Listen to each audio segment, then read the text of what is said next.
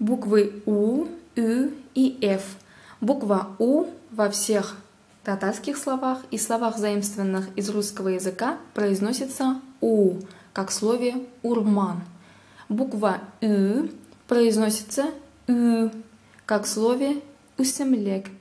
Для того, чтобы правильно произнести данный звук, нужно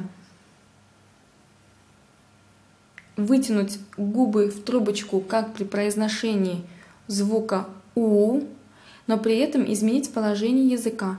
Кончик языка касается нижних зубов и поднимается его середина. Ü. Сравните У и Ü. У, Ü. Урман, үсемлек. Далее буква F произносится во всех случаях как Ф, как в слове файда.